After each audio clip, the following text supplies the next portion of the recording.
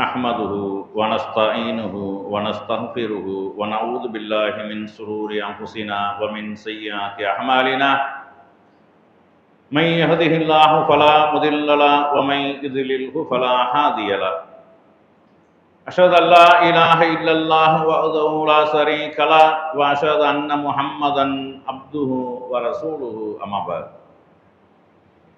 فقد قال الله تعالى في القرآن العليم والفرقان المجيد أعوذ بالله من الشيطان الرجيم بسم الله الرحمن الرحيم يا أيها الناس اتقوا ربكم الذي خلقكم من نفس واحدة وخلق منها زوجها وبث منهما رجالا كثيرا ونساء واتقوا الله الذي تساءلون به والأرحام إن الله كان عليكم رقيبا يا أيها الذين آمنوا اتقوا الله وقولوا قولا سديدا يصلح لكم أعمالكم ويغفر لكم ذنوبكم ومن يطع الله ورسوله فقد فاز فوزا عظيما يا أيها الذين آمنوا اتقوا الله حق تقاته ولا تموتن إلا وأنتم مسلمون قال نبينا صلى الله عليه وسلم إن أصدق الحديث كتاب الله وأحسن الهدي هدي محمد صلى الله عليه وسلم شر الأمور محدثاتها وكل محدثة بدعة وكل بدعة ضلالة وكل ضلالة في النار. எல்லாம் வல்ல அல்லாஹ் சுப்ஹானஹு வ தஆலாவின் நல்லடியார்களே, அல்லாஹ்வின் மாபெரும் கருணையினால் புனித ஜும்மா தொழுகைக்காக இங்கே நாம் ஒன்று கூடியிருக்கின்றோம். அந்த வல்ல நாயனின் சாந்தியும் சமாதானமும் நம் உயிரினும் மேலான நபிகள் பெருமானார் ஸல்லல்லாஹு அலைஹி வஸல்லம் அவர்கள் மீதும், அன்னாரை பின்பற்றி வாழ்ந்த சத்திய சஹாபாக்கள், தாபியீன்கள், தபோ தாபியீன்கள், இந்த ஏகத்துவ கொள்கையை உலகமெங்கும் எடுத்துச் சொல்லிய நல்ல அறிஞர்கள் அனைவர் மீதும், குறிப்பாக இங்கே அமர்ந்திருக்கக்கூடிய நம் அனைவர் மீதும் என்றென்றும் நின்று நிலவட்டுமாக என்று பிரார்த்தித்தவனாக, தீனை மறந்த தீன்குல பெண்கள் என்ற தலைப்பில் ஒரு சில முக்கியமான செய்திகளை நாம் அறிந்து கொள்ள வேண்டும். நம்முடைய சமுதாய பெண்களை மார்க்கத்தோடு தொடர்புடைய ஒரு பெண்களாக மாற்ற வேண்டும் என்பதற்காக இந்த தலைப்பு இங்கே தேர்ந்தெடுக்கப்பட்டுள்ளது. இன்றைக்கு வாழக்கூடிய முஸ்லிம் பெண்கள் அவர்கள் மார்க்கத்தை மறந்தவர்களாக, மார்க்கத்தை அறியாதவர்களாக அதிகமான பெண்கள் வாழ்ந்து கொண்டிருக்கக்கூடியதை நிதர்சனமாக நம்ம கண்ணு முன்னாடி பார்க்கிறோம். பொதுவாக எந்த ஒரு குடும்பத்தில் பெண்கள் கல்வி அறிவு பெற்றவர்களாக, மார்க்கம் அறிந்தவர்களாக இருக்கிறார்களோ அந்த குடும்பத்தில் இருக்கக்கூடிய எல்லாமே சீராகிவிடும். ஆனால் பெண்களுக்கே மார்க்கம் சரியான முறையில் தெரியவில்லை என்றால் அவர்கள் வளர்க்கக்கூடிய குழந்தைகளும் சரி, அவர்கள் மூலமாக பயன்பெறக்கூடிய யாருக்குமே மார்க்க அறிவுகள் இல்லாமல், மார்க்கம் தெரியாமல் தவறான பாதையை நோக்கி, தவறான வழியை நோக்கி சென்று விடுவார்கள் என்பதுதான் யதார்த்தமான ஒரு விஷயம். நபிகள் நாயகம் ஸல்லல்லாஹு அலைஹி வஸல்லம் அவர்களுடைய காலத்தில் பெண்கள் மார்க்கத்தை அறிந்து கொள்வதற்கும் மார்க்கத்தை அறிந்து வைத்திருந்தவர்களாகவும் அதிகமான பெண்கள் இருந்தார்கள். நபிகள் நாயகம் ஸல்லல்லாஹு அலைஹி வஸல்லம் அவருடைய மனைவி அன்னை ஆயிஷா ரலியல்லாஹு அவர்களுடைய வரலாறை நீங்கள் எடுத்து பார்த்தீர்களேயானால் சில முக்கியமான நுணுக்கமான சட்ட விடயங்கள் எல்லாம், சட்ட விஷயங்கள் எல்லாம், ஆண்களுக்கே தெரியாத விஷயங்கள் எல்லாம் அறிந்திருந்தவர்களாக, அவர்களிடத்துல போய் மார்க்க தீர்ப்புகளை பெற்றுக்கொள்ளக்கூடியவர்களாக அன்றைக்கு வாழ்ந்த சஹாபாக்கள்லாம் இருந்திருக்கிறாங்க.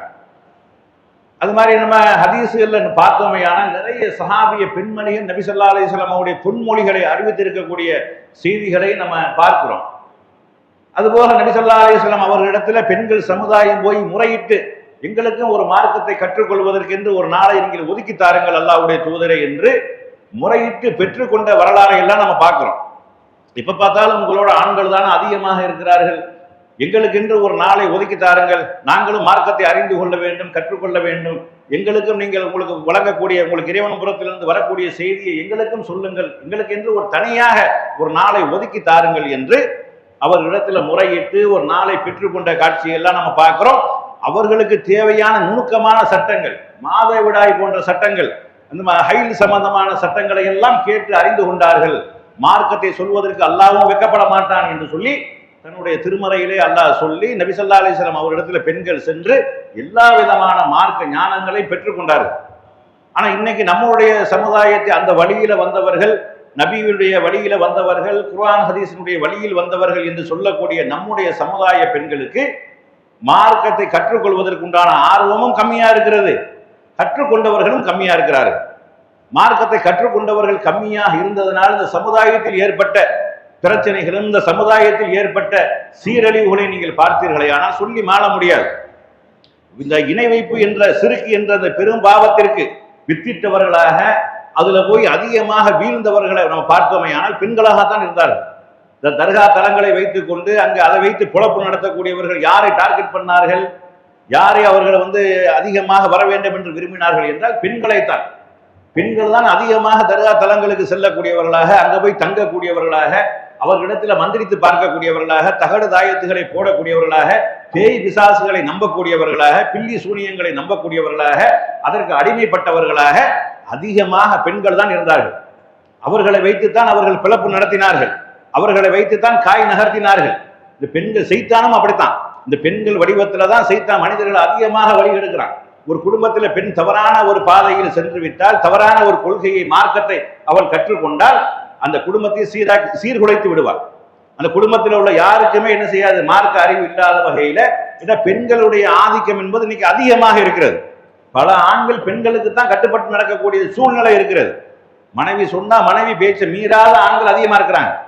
கணவனுடைய பேச்சை கட்டுப்பட்டு கணவனுக்கு கட்டுப்பட்டு நடக்கக்கூடிய பெண்கள்லாம் குறைந்து போயிட்டார்கள். பெண்கள் குறை சொல்வதற்காக சொல்லலை, யதார்த்தத்தை சொல்லிக்கிட்டு இருக்கிறேன். இன்னைக்கு நீங்க சமீப கால நிகழ்வுகளை நீங்கள் எடுத்துக்கொண்டீர்களே, ஆனால் யாரை உயிரை விட மேலாக நேசிக்க வேண்டும், யாருக்காக உயிரை விட வேண்டும், இந்த சமுதாயம் யாரை எல்லாத்தை விட மேலாக நேசிக்க வேண்டுமோ அந்த அல்லாஹ்வுடைய தூதரை மறைந்துவிட்டு, அல்லாஹ்வுடைய தூதருக்கு தன்னுடைய முகப்பத்தை வெளிப்படுத்துவதை மறந்துவிட்டு எவனுக்கு பின்னாடி எல்லாமோ சென்று கொண்டிருக்கிறார்கள், கூத்தாடிக்கு பின்னாடி சென்று கொண்டிருக்கிறார்கள். பெண்கள் பொதுவெளிக்கு வந்ததனுடைய விளைவு ஏராளமான சீர்கேடுகள் தான் வந்திருக்கிறது. பொதுவெளிக்கு என்னது, அவர்கள் அரைகுறை ஆடைகளோட இந்த ரீல்ஸ் போடக்கூடிய காட்சிகளை நம்ம பார்க்கிறோம். சமூக வலைதளங்கள் அவர்கள் தங்களும் நாங்கள் சுதந்திரம் வேண்டும் என்ற ஒரு போர்வையில வெளியே வந்து இந்த சமுதாயத்தையும் இந்த மார்க்கத்தையும் எள்ளி நகையாடக்கூடிய வகைக்கு ஆக்கிவிட்டார்கள். பெண்கள் எவ்வளவு கண்ணியமாக இருந்தார்கள், எவ்வளவு பாதுகாப்பாக இருந்தார்கள், அவர்களுடைய எந்த உரிமையும் பறிக்கப்படவில்லை. பெண்களுக்கு எந்த உரிமையும் கொடுக்காமல் இருக்கவும் இல்லை. இஸ்லாம் வழங்கிய உரிமையை காட்டியிருக்கும் வேற எந்த ஒரு மதமும் மார்க்கமும் பெண்களுக்கு உரிமையை வழங்கவில்லை. அப்படி ஒரு உரிமைகளை வழங்கி இருந்து நாங்கள் சுதந்திரமாக நாங்கள் பொதுவெளிக்கு வர்றோம் என்ற பேரில், சமூக வலைதளங்கள்ல நாங்கள் எங்களுடைய கருத்துக்களையும் பகிர போகிறோம் என்ற பேரில் எவ்வளவு பெரிய ஒரு நாசகரமான வேலைகளை இந்த சமுதாயத்தை எள்ளி நகையாடக்கூடிய, பிறர் எள்ளி நகையாடக்கூடிய அளவுக்கு ஆக்கிவிட்டார்கள். நீங்க பார்க்கலாம், நீங்க ரீல்ஸ்ல அதிகமாக சினிமா பாடல்களுக்கு வாயசைக்கக்கூடிய, டப்பிங் போட்டு ரீல்ஸ் வெளியிடக்கூடிய, அதன் மூலமாக வருமானம் நாங்கள் ஈட்டுறோம் என்று சொல்லி அரைகுறை ஆடைகளோடு ஆடக்கூடிய, ஹிஜாப் இல்லாமல் பொதுவெளிக்கு வரக்கூடிய காட்சிகளை நம்ம பார்க்கிறோம். அதுபோக அரசியல் கூத்தாடிகளுக்கு பின்னாடி சென்று நான் ஒருவரை அதிகமாக, ஒரு சினிமா நடிகரை அதிகமாக நேசிக்கிறேன், இது என் கணவனுக்கே தெரியும், என் கணவனை விட நான் அதிகமாக நேசிக்கிறேன், என் பிள்ளைகள் எல்லாம் அந்த மாமாவை நீங்க நேசிக்கிறதா எங்களுக்கு தெரியுமே என்று சொல்லக்கூடிய அளவுக்கு பெண்கள் பொதுவெளியில பேட்டி கொடுக்குறாங்க. சினிமா தியேட்டர்களுக்கு பெண்கள் செல்றாங்க. எனக்கு சும்மா கடமையான தொழுகை நான் தொழுகல, நான் படம் பார்க்க வந்துட்டேன், இந்த படம் நல்லா இருக்குது என்று சொல்லி பேட்டி கொடுக்கக்கூடிய காட்சிகளை இந்த மீடியாக்கள் என்று சொல்லக்கூடிய அவர்களும் ஒரு ஹிஜாப் போட்டு, ஒரு புர்கா போட்டு ஒரு பெண் வந்துட்டா பிரத்யேகமாக மையப்படுத்தி அவர்களை வீடியோ எடுத்து அவர்களிடத்தில் பேட்டி வாங்கி அதை பப்ளிக் பண்ணக்கூடிய, அதை வெளியிடக்கூடிய காட்சிகளை நம்ம பார்க்கிறோம். எத்தனையோ ஆயிரம் பெண்கள் வந்தாங்க போனாங்க, அவங்கள்ட்ட எல்லாம் பேட்டி எடுக்கல. ஒரு ஹிஜாபை பார்த்த உடனே, ஒரு புர்காவை பார்த்த உடனே அந்த பெண்களிடத்தில் இவங்களுடைய கருத்து என்ன, இதை கொண்டு போய் சமுதாயத்தில் சேர்த்து இந்த சமுதாயத்தை என்ன செய்யணும், இதை கேள்விக்குரியதாக ஆக்கி விடணும் என்ற நோக்கத்தில் அவர்களும் செயலாற்றுகிறார்கள்.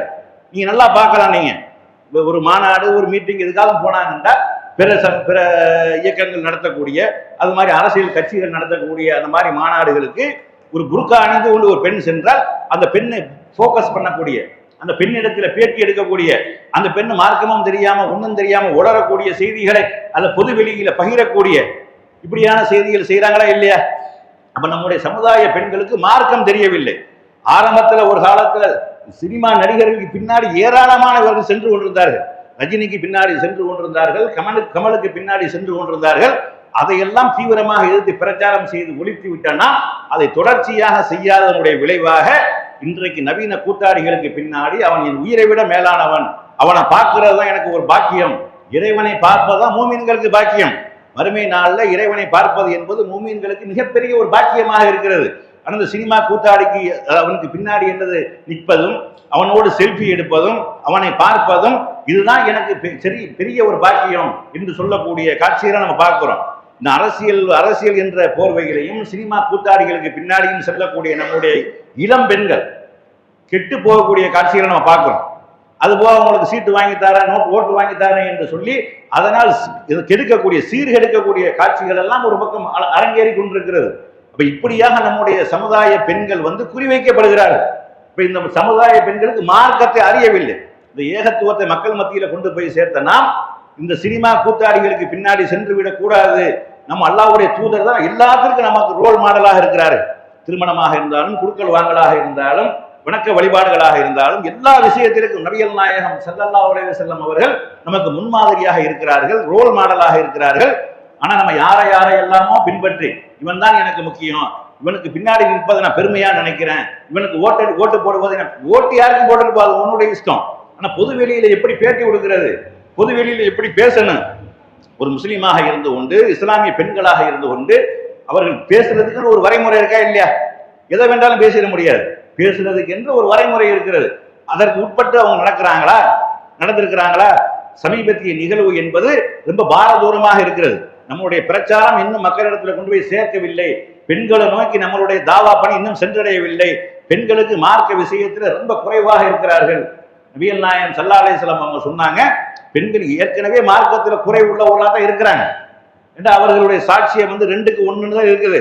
அதுபோக இந்த மாதவிடாய் போன்ற நேரங்களில் தொழுகை நோன்பு அவர்களுக்கு இல்லாமல் இருக்கிறது. இதிலேயே மார்க் குறைவுங்கிறாங்க சொல்லலாம். ஆனா மற்ற விஷயங்கள் நீங்கள் எடுத்து பார்த்தால் இஸ்லாம் என்றால் என்னவென்று தெரியவில்லை, ஈமான் என்றால் என்னவென்று தெரியவில்லை, அல்லாஹ் என்றால் யார் என்று தெரியவில்லை, நபிகள் நாயகம் ஸல்லல்லாஹு அலைஹி வஸல்லம் அவர்கள் யார் என்று தெரியவில்லை. ஏதோ பேரளவுல முஸ்லிம் பெயர்களை வைத்துக் கொண்டு நடமாடக்கூடிய காட்சியை நம்ம பார்க்கிறோம். ஆனா அந்த பெண்கள் பெண்கள் திரிந்து விடுவார்களே ஆனால், பெண்கள் மார்க்கத்தை சரியான முறையில் அறிந்து கொள்வார்களே ஆனால், பெண்கள் மார்க்க அறிவு பெற்றவர்களாக மாறி விடுவார்களே ஆனால் அந்த வீடு சிறக்கும். 10 பெண்கள் இருந்தால் அந்த ஊரை திருத்தி விடலாம். அப்படியாக பெண்களுக்கு அவ்வளவு ஆதிக்கம் இருக்கக்கூடிய அந்த நேரத்தில் இப்படி மார்க்கம் அறியாத பூமுட்டைகளாக இருக்கக்கூடிய காட்சிகளை நம்ம பார்க்கிறோமா இல்லையா? எல்லா வகையிலுமே அந்த பெண்கள் தான் என்ன செய்யறாங்க, அந்த சமூகத்தினுடைய அந்த பின்னடைவுக்கு காரணமா இருக்கிறாங்க. அப்ப ஆண்கள் இல்லை என்று சொல்லல, அவர்களும் இருக்கிறார்கள் அதிகமாக. ஒரு பெண்ணு ஒரு ஊர்ல ஒரு பெண்ணு ஓடிவிட்டான்னு வைங்க, அந்த ஒட்டுமொத்த ஊருமே தலை குனியக்கூடிய ஒரு நிலைமை ஏற்பட்டு போய்விடும். ஒரு ஆண் 10 ஆண் போனா கூட கவலைப்பட மாட்டாங்க, கண்டுக்கிற மாட்டாங்க. தப்பு தான், மாற்று கருத்து இல்லை. ஆனா தலைகுனிவு என்பது ஒரு குடும்பத்துல ஒரு ஆணும் போயிட்டா கூட சும்மா இருந்துருவாங்க. ஒரு பெண் போய்விட்டா வெளியில தலை காட்ட முடியாது. அப்ப ஒரு பெண்ணினால ஒட்டுமொத்த சமுதாயமும் பாதிக்கப்படுது, ஒட்டுமொத்த ஊரும் பாதிக்கப்படுகிறது, ஒரு குடும்பமே பாதிக்கப்படுகிறது. அப்ப பெண்கள் தங்களுடைய பொறுப்புகளை உணர்ந்து நடந்து கொள்ளணுமா இல்லையா?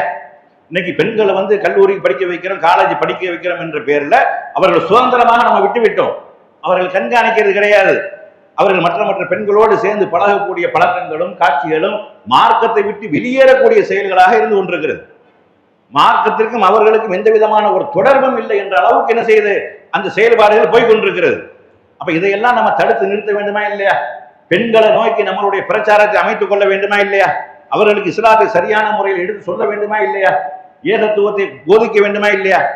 நபிகள் நாயகம் ஸல்லல்லாஹு அலைஹி வஸல்லம் அவங்க காலத்துல ஒரு பெண்மணி எந்த அளவுக்கு மார்க்கத்தில் ஈடுபாடாக, மார்க்கத்தை அறிந்தவர்களாக, குர்ஆனோடு தொடர்புடையவர்களாக இருந்தார்கள் என்பதற்கு ஒரு வரலாற்று செய்தியை பாருங்க. ஒரு ஹதீஸ், ஒரு சஹாபி அவங்க என்ன செய்யறாங்க, அவங்கள்ட்ட சொல்லப்படுது, உங்களுடைய குடும்பத்துல சவரி முடி வைத்திருக்கிறார்களே அப்படின்னு சொல்லப்படுது. அப்ப அந்த சஹாபி சொல்றாரு, அது எப்படி எங்க குடும்பத்துல வைப்பாங்க, வைக்க மாட்டாங்களே, அல்லாஹ் குர்ஆன்லயே இந்த மாதிரி சவரி முடி வைக்க கூடாது என்று அல்லாஹ் குர்ஆன்லயே தடுத்து இருக்கிறான். இப்படியாப்பட்ட நேரத்தில் என் குடும்பத்தில் எப்படி அவங்க வைப்பாங்க அப்படின்னு சொல்றாங்க. அப்ப அந்த பெண்மணி கேட்கிறாங்க, இந்த மாதிரி நீங்க சொல்றீங்களே, நீங்க குர்ஆன்ல இருக்குன்னு சொல்றீங்களா, குர்ஆன்ல இந்த அட்டையிலிருந்து அந்த அட்டை வரைக்கும் நான் படிச்சுட்டேன், நீங்க சொல்ற மாதிரியான எந்த ஒரு செய்தியுமே இல்ல, சவரி முடி பெண்கள் வைக்க கூடாது அப்படின்னு நல்லா குர்ஆன்ல தடுத்ததாக சொல்றீங்களே, அப்படி எந்த ஒரு செய்தியுமே இல்லையே என்று அந்த சஹாபிய பெண்மணி அவங்களை நோக்கி கேட்கிறாங்க. அப்ப அந்த நபித்தோழர் அவர் என்ன செய்யறாரு, விளங்கி கொண்டார். அப்ப இவங்க குர்ஆனை கரெக்டா படிச்சு வச்சிருக்கிறாங்க, குர்ஆன்ல இல்லை என்பது அவர்களுக்கு தெரியுது என்று விளங்கி கொண்டு அவர் சொல்கிறார், நான் அந்த அர்த்தத்தில் சொல்லவில்லை. குர்ஆன்ல வந்து அல்லாஹ் சொல்றான், இந்த நபி உங்களுக்கு எதை தந்தார்களோ அதை எடுத்துக் கொள்ளுங்கள், எதை விட்டு உங்களை தடுத்து விட்டார்களோ அதை விட்டு நீங்கள் விலகிக் கொள்ளுங்கள் என்ற குர்ஆன்ல இருக்குதா இல்லையா? குர்ஆன்ல வந்து இந்த தூதர் உங்களுக்கு எதை தந்தார்களோ அதை எடுத்துக் கொள்ளுங்கள், எதை விட்டும் அவர்கள் உங்களை தடுத்து விட்டார்களோ அதை விட்டு விலகிக் கொள்ளுங்கள் என்று குர்ஆன்ல இருக்கா இல்லையா? ஆமா இருக்குது அப்படிங்கிறாங்க. அந்த வசனம் குர்ஆன்ல இருக்குது. அப்ப வந்து இதன் அடிப்படையில் தான் ரசூலுல்லாஹ் தடுத்து இருக்கிறாங்க என்று நான் சொன்னேன் என்று சொல்லி அந்த சஹாபி சொல்றாங்க. அப்ப குர்ஆன்ல இல்லாத குர்ஆன் என்று சொன்னால் கூட, குர்ஆன்ல இருக்குது என்று சொன்னால் கூட கண்டுபிடிக்கக்கூடிய அளவுக்கு அவர்களுக்கு திறமை இருந்தது, அவர்களுக்கு அறிவு இருந்தது, மார்க்கத்தை அறிந்து வைத்திருந்தார்கள். ஆனா நமக்கு அப்படி இருக்குதா? யார் என்னத்தை சொன்னாலும் கேட்கக்கூடிய நிலைமையில எல்லாரும் இருக்கிறோம். ஆண்களும் இருக்கிறார்கள், பெண்களும் இருக்கிறார்கள். பெண்கள் அதிகமாக இருக்கிறார்கள். மூட நம்பிக்கையில ஊறி போனவர்களாக பெண்கள் தான் அதிகமா இருக்கிறார்கள். பேபி சாசுகளை நம்பக்கூடிய, பில்லி சூனியங்களை நம்பக்கூடிய, இறந்தவர்கள் மூலமாக எல்லாம் நடக்குது என்று சொன்னாலும் நம்பக்கூடிய, இறந்தவர்கள் மூலமாக பிள்ளை கிடைக்குது என்று சொன்னாலும் நம்பக்கூடிய, எல்லா மூட நம்பிக்கையினுடைய மொத்த உருவமாக அதிகமான பெண்கள் இருக்கிறாங்க. அப்ப இந்த மாதிரியான விஷயங்கள்ல களையப்படணுமா இல்லையா? மார்க்கத்தை பற்றி உண்டான அறிவுகள் அவர்களுக்கு போதிக்கப்படணுமா இல்லையா? குழந்தைகள்ல இருந்த பெண்களை உருவாக்க வேண்டும், பக்குவப்படுத்த வேண்டும், பண்படுத்த வேண்டும், மார்க்க நெறிமுறைகளோடு அவர்களை தொடர்பு படுத்த வேண்டும். நாளைக்கு மறுமை என்று ஒன்று இருக்கிறது, அந்த மறுமையில விசாரணை என்று ஒன்று இருக்கிறது, அதற்கப்புறம் சொர்க்கம் நரகம் என்று ஒன்று இருக்கிறது. நரகம் என்பது அவ்வளவு கொடுமையானது, கொடூரமானது. இந்த சாதாரண இன்னைக்கு இருக்கக்கூடிய வெப்பத்தை நம்மளால தாங்க முடியவில்லை. இன்னைக்கு அதிகமானவர்கள் மயக்கம் போட்டு கீழே விழுந்துடுறாங்க. முன்னெச்சரிக்கையா இருந்து கொள்ளுங்கள், 45 டிகிரி தாண்டி விட்டது, தாண்டி போயிடும், கவனமாக இருங்கள் என்று அரசாங்கத்தின் சார்பாக எச்சரிக்கை விடுக்கிறார்கள். 45 டிகிரியோ நம்மளால ஏற்றுக்கொள்ளவில்லை. எத்தனையோ பல கோடி மைலுக்கு அப்பால் இருந்து வரக்கூடிய சூரியனுடைய இந்த வெப்பம் நம்முடைய உடம்பு ஏற்றுக்கொள்ளவில்லை. ஆனா சூரியன் ஒரு மைல் தூரத்தில் கொண்டு வந்து நிப்பாட்டப்பட்டு விசாரணை நாளே 50,000 வருஷத்திற்கு சமமான ஒரு நாளாக இருக்குமே. அதற்கப்புறம் அதை விட கொடுமையாக நரகம் இருக்கிறது. நரகத்தினுடைய வெப்பம் எவ்வளவு கொடுமையானது. அப்ப இதையெல்லாம் இந்த சமுதாயத்தில் கொண்டு போய் சேர்த்து ஒழுக்கமானவர்களாக, கண்ணியமானவர்களாக அவர்கள் படிக்க வேண்டாம்னு சொல்லல, பொதுவெளியில வர வேண்டாம்னு சொல்லல, மார்க்க வரமுறைக்கு நின்று செயல்படுங்கள். உங்களுக்கு மார்க்கம் எந்த வழிமுறையை காட்டி தந்திருக்கிறதோ, எந்த வரைமுறையை காட்டி தந்திருக்கிறதோ, எதை கண்ணியம் என்று மார்க்கம் சொல்கிறதோ அது நிச்சயமாக கண்ணியம் தான். நம்ம பெண்கள் வந்து இந்த ஆடை விஷயத்தை நீங்க எடுத்துக்கொள்ளுங்களேன். அதிகமான பெண்கள் இப்ப வந்து புர்கா அணியக்கூடியவங்களா இருக்கிறாங்க. ஒரு 15-20 வருஷத்துக்கு முன்னாடிலாம் இந்த புர்கா பர்தா என்று சொல்லக்கூடிய ஒரு பழக்கம் என்பது ரொம்ப குறைவாக இருந்தது. ஆனாலும் சேலையிலே என்ன செஞ்சாங்க, நம்ம பெண்கள் ஒழுக்கமாக இருந்தார்கள். ஆனா இன்னைக்கு புர்கா வந்து ஃபேஷனாக மாறிவிட்டது. உடம்பை மறைத்து ஆண்களுக்கு முன்னாடி ஒரு காட்சி பொருளாக இருக்கக்கூடாது, உடம்பை மறைக்க வேண்டும், கணவனை தவிர மற்ற யாரும் என்னது நம்மளை பார்வை, அதாவது காட்சி பொருளாக பார்க்க கூடாது என்பதற்காக தான் இந்த புர்கா என்பதை நம்ம மார்க்கம் வலியுறுத்தி இருக்கிறது. ஆனா இன்னைக்கு அதுவே பிறருடைய காட்சி பொருளாக மாறிவிட்டதா இல்லையா? அலங்கார பொருளாக மாறிவிட்டதா இல்லையா? புர்காவோட பல வகையான கல்களை வச்சு மின்ன விடுறாங்க. போறவன் சும்மா போறவன் கூட திரும்பி பார்க்கக்கூடிய அளவுல. அது போக இறுக்கமான புர்காக்களை அணிந்து கொண்டு தன்னுடைய பரிமாணங்களை எல்லாம் வெளியில தெரியக்கூடிய வகையில அப்படி பெண்கள் போறாங்களா இல்லையா? இந்த பரதா போட்டு என்ன செய்ய, இந்த பரதாவோடு இருந்து என்ன செய்ய? அதுபோக புர்காவை அணிந்து கொண்டு மார்க்கத்தை கொச்சைப்படுத்தும் விதமாக, மார்க்கத்தை கேலி செய்யும் விதமாக நடந்து கொண்டிருக்கிறார்கள். இதற்கு முன்னாடி பார்த்திருக்கலாம், ஒரு இரட்டை சகோதரிகள் என்று சொல்லக்கூடிய இருவர் இந்த மார்க்கத்துல வந்து எங்களுக்கு எந்த உரிமையும் தரல, எங்களை அடிமையாக வைத்திருக்கிறது என்று சொல்லி பப்ளிக்காக கூத்தாடி கொண்டிருக்கக்கூடிய, டான்ஸ் ஆடி கொண்டிருக்கக்கூடிய அந்த இரட்டை சகோதரிகள் அப்ப அவங்க ஒரு பேட்டி கொடுத்தாங்க.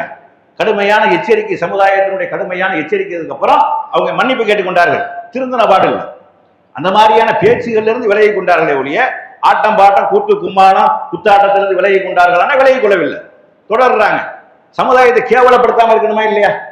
ஒரு பெண்ணின் ஒரு பெண்ணோ ஒரு ஆணோ சமுதாயத்திற்கு, இந்த மார்க்கத்திற்கு எந்த வகையில நம்ம இழிவாக இருந்துடக்கூடாது. இந்த மார்க்கத்தின் மூலமா நாம பயன் பெற்றிருக்கிறோம், கண்ணியமாக இருக்கிறோம், சிறந்தவர்களாக இருக்கிறோம், தலை நிமிர்ந்து நம்ம வாழ்கிறோம். ஆனா நம்மளால இந்த மார்க்கத்திற்கு எந்த விதமான ஒரு பங்கமும் ஏற்பட்டு விடக்கூடாது. இந்த மார்க்கம் என்பது அல்லாஹ்வுடைய மார்க்கம், அவனுடைய அந்த மார்க்கத்தினுடைய கண்ணியம் இருக்கும், நம்ம மூலமாக குறைந்து விடக்கூடாது. இன்னைக்கு நடக்காத விஷயத்திற்கு உலகளவுல சொல்லப்பட்டு முஸ்லிம்களை தீவிரவாதிகளா பிரச்சாரம் பண்ணியிருக்காங்களா இல்லையா? பயங்கரவாதிகளா கொண்டு போய் சேர்த்திருக்கிறாங்களா இல்லையா? உலகம் தழுவிய அளவுல கொண்டு போய் மீடியாக்கள் கொண்டு போய் சேர்த்திருக்கா இல்லையா? ஆனா முஸ்லிம்கள் அப்படி பயங்கரவாதிகளா இருக்கிறாங்களா, தீவிரவாதிகளாக இருக்கிறார்களா? இல்ல. 4 பேர் இருப்பாண்டா எல்லா மதத்திலையும் தான் இருக்கான், முஸ்லிம்ல மட்டும் கிடையாது. எல்லா மதத்திலையும், எல்லா இசத்திலையும், எல்லா கொள்கைகளையும் 4 கெட்டவன் இருப்பான். கெட்டவன் தான் 4 கெட்டவனை வைத்துக் கொண்டு ஒரு மதத்தின் மீது கரியை பூசலாமா? ஒரு மதத்தோட தொடர்பு படுத்தலாமா? ஆனா உலகளாவிய அளவுல அப்படி ஒரு கெட்ட பேரை ஏற்படுத்திட்டாங்க. அப்ப இந்த மாதிரி பெண்கள் விஷயத்தில் இந்த மாதிரியான ஒரு கெட்ட பேரு உலக அளவுல சென்று விடக்கூடாது. அப்ப அதற்கு என்ன செய்யணும்? நம்ம குடும்பத்தை பெண்களை மார்க்கம் கற்கக்கூடியவர்களாக, மார்க்கத்தை அறிந்து கொள்ளக்கூடியவர்களாக, மார்க்க போதனையில அவர் கேட்கறதுக்கு வழி செய்யக்கூடிய வகையில நம்ம என்ன செய்யணும்? ஆக்கி வைக்கணும். பெண்களுக்கு நம்ம பயான் நிகழ்ச்சி இந்த மாதிரியாக நடத்துவது என்பது ரொம்ப குறைவு. ஆண்கள் இந்த வெள்ளிக்கிழமைக்கு வந்துடலாம், மற்ற நாள்கள்ல மார்க்க தொடர்போட நம்ம கேட்கக்கூடிய ஒரு வாய்ப்பு இருக்கிறது. ஆனா பெண்களுக்கு அப்படி வாய்ப்பு பறிக்கப்பட்டதனுடைய விளைவுதான் தர்கா தலங்களுக்கு சென்றது, இணை வைப்பு போன்ற காரியங்களுக்கு சென்றது. கணவன் இல்லாமல் தர்கா தலங்கள்ல நாட்கணக்கில் தங்கக்கூடிய ஒரு வழிமுறையை உண்டாக்குனது. இப்படியான ஒரு வழிமுறையினுடைய விளைவுதான் அவர்கள் சுதந்திரம் என்ற பேர்ல எதை வேண்டாலும் செய்யக்கூடிய ஒரு வழிமுறைக்கு ஆளாகிட்டாங்க. அதுபோக இந்த சமுதாயத்தில் இசை ஹராம், சினிமா ஹராம், இந்த மாதிரி கூத்தாடிகளை பின்னாடி போகக்கூடாது, அரை கூட ஆடை ஆபாச காட்சிகளை பார்க்கக்கூடாது. இதையெல்லாம் நம்ம தெளிவா பிரச்சாரம் பண்ணியிருக்கிறோமா? இவர்கள் எல்லாம் நடிக்கக்கூடியவர்கள், நடிகர்கள். காசுக்கு தக்கன எப்படி வேண்டாலும் நடிப்பான். அம்மாவை மனைவியாக ஆக்கி கொண்டு நடிந்தால் நடிப்பான், கொண்டாட்டிய பிள்ளையை மனைவியாக ஆக்கி கொண்டு நடிகின்றால் நடிப்பான். அது நடிகன், காசுக்காக நடிக்கக்கூடியவன். அவனை ஃபாலோ பண்ண முடியுமா? அவன் வரக்கூடிய கேரக்டரை நம்ம பின்பற்ற முடியுமா? ஒவ்வொரு படத்திலையும் ஒவ்வொரு கேரக்டரா நடிப்பான். ரியல் வாழ்க்கையில் சரியா வருமா? நிஜ வாழ்க்கையில வீரனாக இருப்பானா? 10 பேர் அடிச்சு சாய்க்கக்கூடியவனாக சினிமாவில் காட்டப்படும். நிஜ வாழ்க்கையில ஒருத்தனுடைய அடிக்கு தாங்க முடியாது. பிறகு பல கோடி ரூபாயை செலவழிக்கிற மாதிரி சினிமாவில் காட்டப்படும். நிஜ வாழ்க்கையில் அப்படி செலவழிப்பானா? 10 காசை வெளியிலக்காத பிச்சைக்காரர்கள் அதிகமான ஒரு சினிமா நடிகர்கள் இருக்கிறாங்க. சில பேர் இருக்கிறாங்க, கொடுக்கக்கூடியவங்க இருக்கிறாங்க. ஆனா பெரிய ஸ்டார் லெவல்ல இருக்கக்கூடிய நடிகர்கள்லாம் நீங்க எடுத்துக்கொண்டீர்கள், ஆனால் தான தர்மங்கள் செய்ய மாட்டார்கள், ஏழை எளியவர்களுக்கு கொடுக்க மாட்டார்கள், அரசாங்கத்திற்கு முழுமையாக வரி செலுத்த மாட்டார்கள். இவர்களுக்கு பின்னாடி நம்ம சமுதாயம் சென்றால் எங்க போக முடியும்? நரகத்துக்கு தான் போகணும். நரகத்துக்கு போறதுக்கு அந்த உலகத்தில் நம்ம வாழ்ந்து கொண்டிருக்கிறோம். இந்த உலகத்தை தேர்ந்தெடுத்து சோதனை களமாக நம்ம ஆக்கி கொண்டிருக்கிறோமே, நரகம் செல்வதற்கா? நீ நரகம் தான் செல்ல வேண்டும் என்றால் என்ன வேண்டாலும் போங்க. அதனாலதான் நபி ஸல்லல்லாஹு அலைஹி வஸல்லம் அவங்க ஒரு அழகான ஒரு செய்தி சொல்றாங்க. என்ன சொல்றாங்கன்னா, இது எல்லா இறை தூதர்களுடைய அந்த பொன்மொழிகளிலிருந்து கொண்டு வரப்பட்டது அப்படின்னு சொல்லி, நாணம் இல்லை என்றால் நாடியதை செய்து கொள். அதாவது உனக்கு வெட்கம் இல்லை என்றால் விரும்பியதை செய்து கொண்டு அர்த்தம். வெட்கம் தானங்க ஒரு மனிதனுக்கு முக்கியமான ஒரு பண்பு. அல்லாஹ் இன்னும் சொல்றாங்க, ரசூல் ஸல்லல்லாஹு அலைஹி வஸல்லம் அவங்க, ஈமான் என்பது 60க்கும் 70க்கும் மேற்பட்ட கிளைகளை கொண்டது. அதுல வெட்கம் என்பது ஈமானில் ஒரு பகுதிங்கிறாங்க. வெட்கத்தினாலதான் நிறைய தவறுகள் நடக்காமல் இருக்கிறது. நம்ம வெட்கப்படுவதனால, கூச்சப்படுவதனாலதான். கூச்சம் இல்லைன்னு வைங்க, இன்னைக்கு பகிரங்கமாக தண்ணி அடித்து கொண்டு செல்லக்கூடியவர்களுக்கு வெட்கம் இல்லைன்னு அர்த்தம். பகிரங்கமாக போதைப் பொருளை யூஸ் பண்ணக்கூடியவர்களுக்கு வெட்கம் இல்லைன்னு அர்த்தம். பகிரங்கமாக பெண்களோட தொடர்புல தெரியக்கூடியவர்களுக்கு வெட்கம் இல்லைன்னு அர்த்தம். வெட்கமாக இருந்தா அப்படி செய்வாங்க. 4 பேர் பார்த்தா நம்ம நிலைமை என்ன ஆகுறது? நம்ம மான மரியாதை என்ன ஆகுறது? அசிங்கம் ஏற்பட்டு விடுமே, ஒரு கேவலம் ஏற்பட்டு விடுமே, நம்ம கேவலப்படுத்தி விடுவார்கள். அந்த ஒரு வெட்க உணர்வு அவர்கள் இருக்குமே. ஆனால் இந்த மாதிரியான தவறுகள் நடக்கும். பகிரங்கமா நடக்குமா? நடக்காது. அப்ப வெட்கம் இல்லாத ஒரு பண்பு நம்மகிட்ட வந்துருச்சா இல்லையா? இருக்கு. ஆணாக இருந்தாலும் பெண்ணாக இருந்தாலும் வெட்க உணர்வு இருக்கணும். பெண்கள் இடத்துல மேலதிகமாக இருக்கணும், கூடுதலாக இருக்கணும். இன்னைக்கு பெண்கள் இடத்துல வெட்க உணர்வு என்பது இல்லாமல் போய்விட்டது. சகஜமாக ஆண்களோடு பழகக்கூடிய, ஆண்களோடு தொடர்புல இருக்கக்கூடிய, அந்த மாதிரி காலேஜ் செல்றோங்கிற பேர்ல, இந்த மாதிரி படிக்க போறோங்கிற பேர்ல, வேலைக்கு செல்றோங்கிற பேர்ல இந்த மாதிரி இருக்கிறாங்களா இல்லையா? வெட்கம் இல்லை என்றால் விரும்பியதை செய்து கொள்ளுங்கிறாங்க. அப்ப கவனமா இருக்கணுமா இல்லையா? பெண்கள் நம்ம என்ன செய்யணும்? கண்ணியமாக இருக்கணும். இந்த மார்க்கம் நமக்கு வழங்கிய உரிமைகளும் கண்ணியங்களும் ஏராளம். நீங்க பாருங்க, மார்க்கம் அனுமதிக்கப்பட்ட விஷயத்துல கூட அன்றைய சஹாபிய பெண்மணிகள் எவ்வளவு வெட்க உணர்வோடு இருந்தார்கள். அது நபி ஸல்லல்லாஹு அலைஹி வஸல்லம் அவர்கள் அங்கீகரிக்கிறார்கள். அதாவது பெண்ணுடைய சம்மதம் இல்லாமல் நீங்கள் திருமணம் முடிக்க கூடாதுங்கிறாங்க. அப்ப அல்லாஹ்வுடைய தூதர் இந்த விதவையாக இருக்கக்கூடிய பெண்கள் சம்மதம் தெரிவிச்சிருவாங்க. விதவையா இருக்கிறாங்க, இன்னொரு திருமணம் முடிக்கணும், பிடிச்சிருக்கா அப்படின்னு கேட்டா ஆமா இல்ல அப்படின்னு சொல்லிடுவாங்க. அப்ப கன்னி பெண்களாக இருக்கக்கூடியவர்கள் சம்மதம் சொல்ல மாட்டாங்களே, என்ன செய்யறது? வெட்கப்படுறாங்கன்னு அர்த்தம். என்னது? அந்த வெட்கத்தின் காரணமாக ஆமா இல்லைங்கிற செய்தி சொல்ல மாட்டாங்க. அப்ப அந்த மாதிரியான நேரத்தில் என்ன செய்வது என்று சொல்லக்கூடிய நேரத்தில் மௌனம் தான் சம்மதம்ங்கிறாங்க. மானம்னா மானம்னு சொல்லிடுவா, ஏற்றுக்கொண்டு ஆமான்னு சொல்ல மாட்டார்கள். அப்ப மௌனமாக இருப்பதே நீங்க சொல்லக்கூடிய விஷயத்தை அவர்கள் அங்கீகரிப்பது போன்றது, அங்கீகரித்து விட்டார்கள். அதன் காரணமாகத்தான் மௌனமாக இருக்கிறார்கள் அப்படின்னு. இன்னைக்கு நம்மளுக்கு அப்படியா இருக்குது? எதா இருந்தாலும் 4 பேர் முன்னாடி ஓப்பனாக பேசக்கூடிய, பப்ளிக்கா பேசக்கூடிய, என்னத்தையும் பேசக்கூடிய, சண்டை சச்சரவு கொண்டு வந்தா ரோட்ல நின்று என்னது மண்ணுக்கு நிற்கக்கூடிய காட்சிகளை நம்ம பார்க்கிறோமா இல்லையா? இந்த மாதிரி பெண்கள் என்பவர்கள் அதிகமான வெட்க உணர்வை விட்டு வெளியேறி கொண்டிருக்கிறார்கள். வெட்கமோட என்ன விலை என்று கேட்கக்கூடிய அளவுல போய் கொண்டிருக்கிறார்கள். இவர்களை எல்லாம் தடுத்து நிறுத்த வேண்டும். மார்க்க உபதேசங்களை அவர்கள் கொண்டு போய் சேர்க்க வேண்டும். இந்த ஏகத்துவ பிரச்சாரத்தை நம்ம கடந்த 40 வருஷங்களாக நம்ம எவ்வளவு வீரியமாக கொண்டு போனோமோ அது மாதிரி இந்த பெண்களை இந்த சமுதாயத்தில் பாதுகாப்பு அரணாக மாற்ற வேண்டும். பெண்கள் தான் இந்த சமுதாயத்திற்கு ஒரு பாதுகாப்பு அரண். பெண்கள் மூலமாக எத்தனையோ பேர் இஸ்லாத்தை ஏற்றுக்கொண்டார்கள். ரசூலுல்லாஹ் காலத்துல ஒரு பெண்மணி அவங்க என்ன, அவங்களுக்கு ஒரு திருமணம், ஒரு செல்வந்தர் பெண் கேட்கிறாரு. அப்ப அவங்க சொல்றாங்க, நீங்க முஸ்லீம் அல்லாதவராக இருக்கிறீங்க, நீங்க அதனால எங்க மார்க்கம் எங்களுக்கு தடுத்து இருக்குது, நீங்க இஸ்லாத்தை ஏற்றுக்கொண்டா நான் உங்களை திருமணம் முடித்துக் கொள்கிறேன் என்று சொல்லக்கூடியவர்கள். ஆனா இன்னைக்கு அப்படி இருக்காங்களா? கண்டவர்களோடு ஓடி போகக்கூடிய காட்சிகளை பார்க்கும்.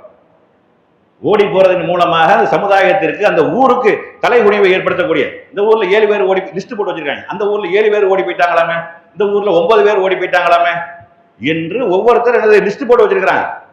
அப்ப இது சமுதாயத்திற்கு என்ன கண்ணியமா? இது சமுதாயத்திற்கு மிகப்பெரிய ஒரு இழுக்கு. இப்ப மார்க்க உறுதியோடு இருந்தோமே ஆனால், மார்க்க பற்றோடு நாம இருந்தோமே ஆனால், அதுதான் நமக்கு என்ன செய்யும்? மறுமையில வெற்றியை தரும்.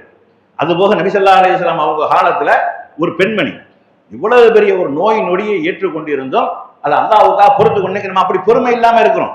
எதா இருந்தாலும் பொறுமை இழந்தவர்களா பெண்கள் அதிகமா இருக்கிறாங்க. பொறுமையை இழந்து விட்டு என்னது, ஒரு பிரச்சனை, ஒரு இது சண்டை சச்சரவு எதுவாக இருந்தாலும் ஒரு பொறுமையை மேற்கொள்வதே கிடையாது. சின்ன ஒரு பிரச்சனையா இருந்தாலும் தாம் தூம்னு குதிக்கக்கூடியது பெண்களாக தான் அதிகமா இருக்கிறாங்க. சின்ன விஷயத்தை பெருசாக்கி அதன் மூலமா குடும்பத்தை ரெண்டாக்கக்கூடிய காரியங்களை செய்யறாங்க. இது பெண்களை குறை சொல்ல வேண்டும் என்பதற்காக சொல்லவில்லை, திருந்த வேண்டும் என்பதற்காக. அந்த மாதிரியாக நடக்கக்கூடிய பெண்கள் நாளைக்கு மறுமையில வெற்றி அடைய வேண்டும், அது இந்த மாதிரியான பாவங்களிலிருந்து விடுபட வேண்டும் என்பதற்காகத்தான். நபி ஸல்லல்லாஹு அலைஹி வஸல்லம் அவங்க இடத்துல என்ன செய்யறாங்கன்னா, ஒரு பெண்மணி என்ன செய்யறாங்க, வர்றாங்க, அல்லாஹ்வுடைய தூதரே, எனக்கு இந்த வலிப்பு நோய் என்ற ஒரு நோய் இருக்கிறது, அதன் காரணமாக நான் சென்று கொண்டிருக்கக்கூடியது, அந்த நோய் ஏற்பட்டு விட்டால் கீழே விழுந்து எனக்கு அந்த வெட்டுறதானே, கை காலெல்லாம் பிடிச்சி வெட்ட ஆரம்பிச்சிடும், அந்த மாதிரி எனக்கு ஒரு நோய் இருக்கிறது, என்னுடைய ஆடைகள் எல்லாம் என்ன செய்யுது, விலகுது, பிறருடைய பார்வை என் மீது பட்டுவிடுது, பிற அந்நிய ஆண்களுடைய பார்வை என் மீது பட்டு விடுகிறது, அதனால எனக்கு இந்த வலிப்பு நோய் இல்லாமல் போவதற்கு, வலிப்பு நோய் குணமாவதற்கு நீங்கள் அல்லாஹ்விடத்துல பிரார்த்தனை செய்யுங்கள் அப்படின்னு கேட்கிறாங்க. அப்ப ரசூல் ஸல்லல்லாஹு அலைஹி வஸல்லம் அவங்க அவங்களுக்கு முன்னாடி ஒரு 2 ஆப்ஷன் வைக்கிறாங்க. என்ன ஆப்ஷன்? ஒண்ணு, இதை நான் அல்லாஹ்விடத்துல துஆ செஞ்சு உங்களுக்கு இல்லாம ஆக்கிறேன், இது ஒரு ஆப்ஷன். 2வது, இதை பொறுத்து கொண்டால் உங்களுக்கு சொர்க்கம் இருக்கிறது, இது 2வது ஆப்ஷன். நம்மளா இருந்தா என்ன செஞ்சிருப்போம்? ஒரு நோய் இருக்குது, நோயின் மூலமா நமக்கு அதிகமான பாதிப்பு இருக்குது, இதை பொறுத்து கொண்டா உனக்கு சொர்க்கம் இருக்குது, இல்லைன்னா சரியா போயிடும். 2ல ஒரு முடிவு நம்மள்ட்ட ஒப்படைச்சு என்ன செய்வோம்? சொர்க்கத்தை அப்புறம் பார்த்துக்கிடுவோம், முதல்ல நோயை குணமாயிரும் அப்படின்னு நினைப்போமா இல்லையா? ஆனா அந்த சஹாபிய பெண்மணி சொர்க்கத்திற்காக எவ்வளவு ஆசைப்பட்டிருக்கிறார்கள், அதனால அந்த உலகத்தில் எவ்வளவு சிரமம் வந்தாலும் தாங்கிக் கொள்வதற்கு ரெடியா இருந்திருக்கிறாங்க. அன்னைக்கு நம்ம சமுதாய பெண்கள் அப்படியா இருக்கிறாங்க?